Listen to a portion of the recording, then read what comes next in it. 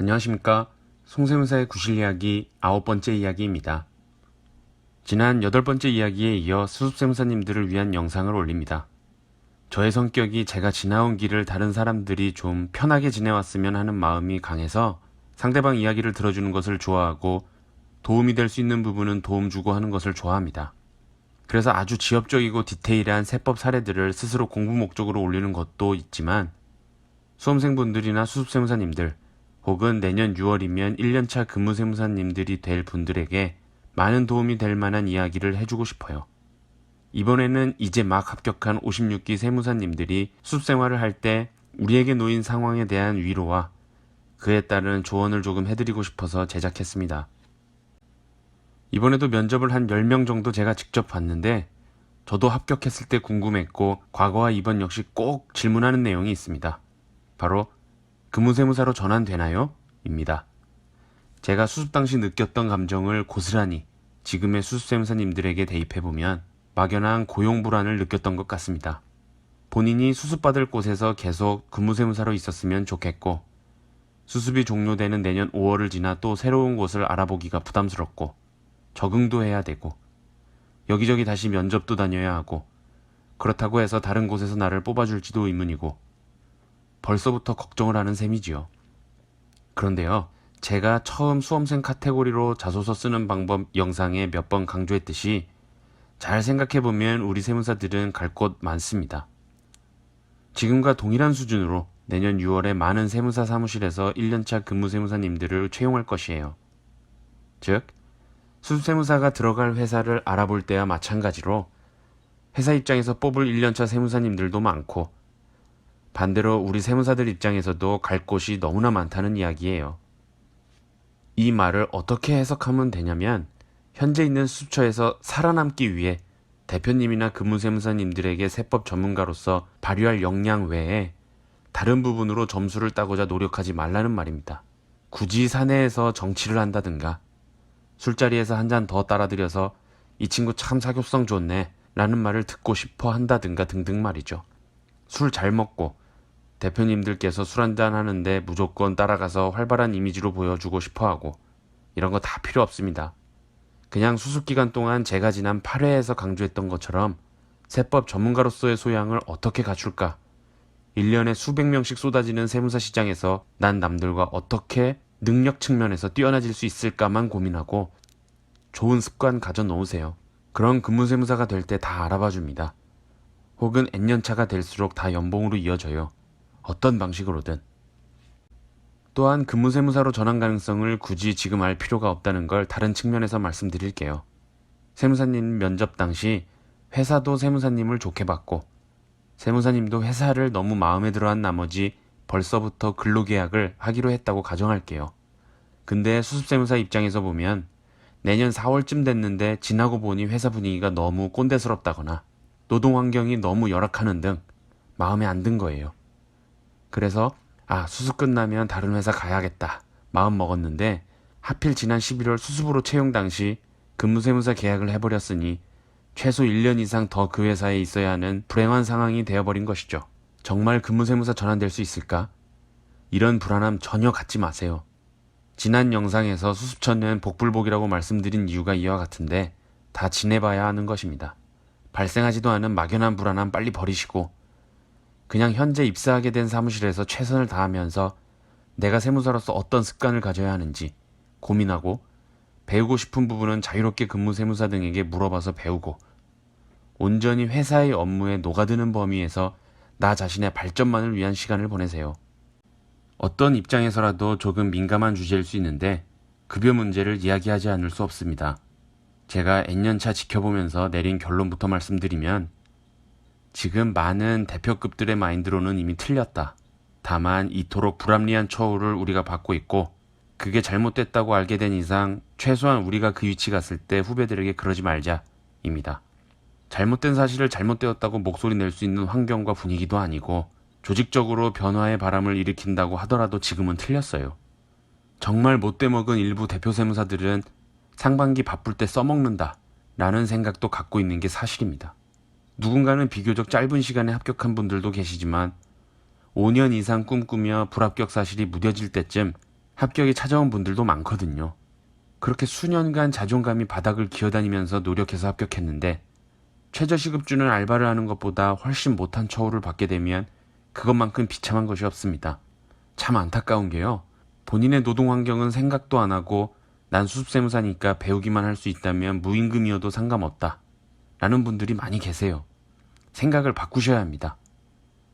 이런 말 하면서도 찔리는 게 저도 그랬어요.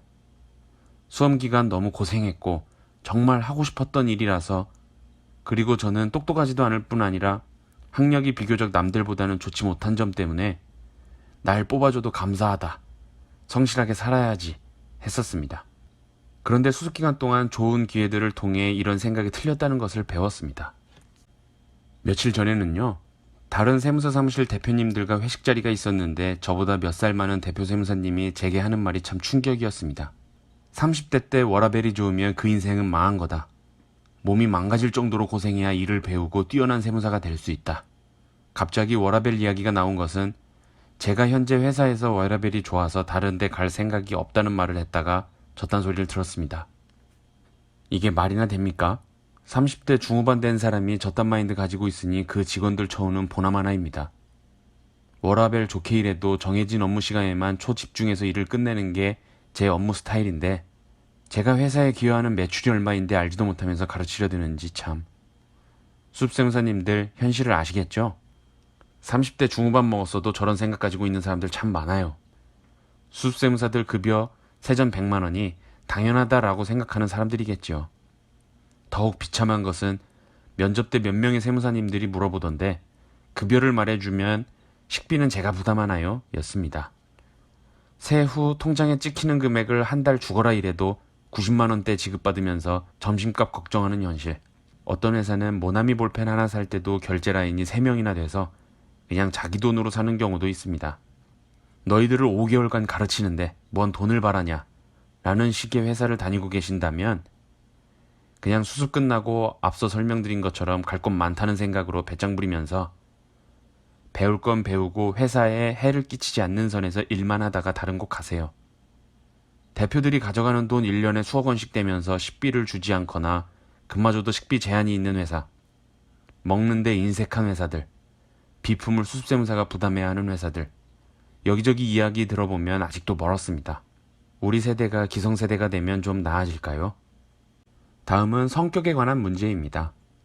일단 제 자신에 대한 이야기일 수도 있는데 저는 수습기간부터 정말 감사할 정도로 좋은 기회로 지금은 성격도 변하고 마음가짐도 많이 변했습니다만 예전에 저와 같은 수습세무사님들 보면 안타까워지기에 말씀드립니다. 바로 정해진 규칙과 매뉴얼대로만 일을 진행해야 하는 성격입니다. 달리 말하면 융통성이 적은 것일 수도 있고 잘 해야 한다는 강박 때문에 주눅 들어서 그냥 획일화된 업무 규정에 따르고 싶어하는 것일 수도 있고 겁이 많거나 근무세무사나 대표님들에게 혼나는 게 두려워서 그런 것일 수도 있습니다. 이 영상을 보시는 세무사님들 본인들의 성격을 한번 생각해 보세요. 이런 유형의 세무사님들은 8번째 구실 이야기에서 언급한 교육형의 회사를 매우 선호할 것입니다. 전 수습 때 이와 같은 성격이었는데 극단적인 방치형의 회사여서 수습기간 살이 6에서 7kg가 빠졌습니다. 스트레스를 너무 받아서 잠을 매일 2-3시간밖에 못 잤어요. 참 힘들었습니다. 이것도 사무실 분위기에 따라 다를 수 있습니다. 근무세무사가 부르면 뛰어가야 하는 회사도 여전히 존재해요. 이렇게 억압적인 분위기 속에서는 아무리 자유분방한 성격이어도 저렇게 할 수밖에 없을 것이에요. 따라서 이 역시 눈치 보면서 태도를 취해야 할 것인데 원래부터 좀 주눅드는 성격이라면 어떻게 하면 이런 성격을 바꿀 수 있을까 고민이 필요합니다. 왜냐하면 위축되고 소심하고 맡은 일을 알려주지 않아 제대로 진행할 수 없다면 본인의 최대 능력을 100%라고 했을 때 30-40%밖에 발휘하지 못해요.